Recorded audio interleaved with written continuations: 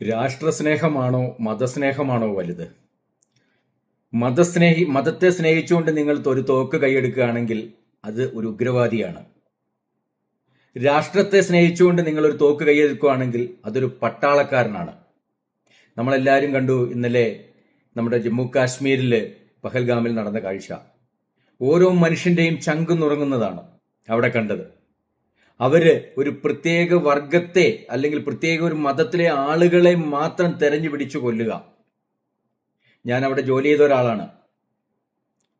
പ്രകൃതി രമണീയമായിട്ടുള്ള ഇന്ത്യയുടെ തലക്കെട്ടാണ് അല്ലെങ്കിൽ ഇന്ത്യയുടെ തലയാണ് ജമ്മു കാശ്മീർ എന്ന് പറയുന്നത്. ഞാൻ അവിടെ ജോലി ചെയ്യുമ്പോഴെല്ലാം അവിടെ ആ ഒരു സ്ഥലത്തെ സ്നേഹിക്കുന്ന ഒത്തിരി പേരുണ്ട്. അവിടെ അവർ ഉഗ്രവാദിത്വം ആഗ്രഹിക്കുന്നില്ല. അവർ ഏത് മതസ്ഥരെയും ഏത് ആളുകളെയും അവർ സ്വീകരിക്കാൻ തയ്യാറാണ്.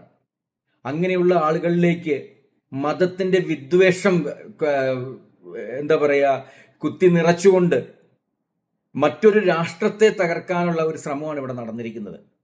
അല്ലാതെ ഇതുകൊണ്ട് കുറച്ച് ആളുകളെ കൊന്നുകൊണ്ട് ആ മതം വളരുമെന്ന് ആരും വിശ്വസിക്കേണ്ട. ആ മതം തളരുകയാണ് ചെയ്യുന്നത്. അതുകൊണ്ട് നമ്മളെല്ലാവരും ഇതിനെ ശക്തിയുക്തമായിട്ട് നമ്മുടെ നാട്ടിൽ ആരെങ്കിലും ഒരു പ്രത്യേക മതത്തിന്റെ വാദിയായിട്ട് വരുന്നുണ്ടെങ്കിൽ അവരെ നമ്മൾ ഭീകരവാദിയായിട്ട് തന്നെയാണ് കാണേണ്ടത്. കാരണം അത് ഏത് മതത്തിൽപ്പെട്ടവനും ആയിക്കോട്ടെ, നമ്മുടെ നാട് മതസൗഹൃദത്തിന്റെ ഒരു നാടാണ്. ഇവിടെ ദേശീയ പതാകയുടെ നിറം തന്നെ 3 കളറാണ്.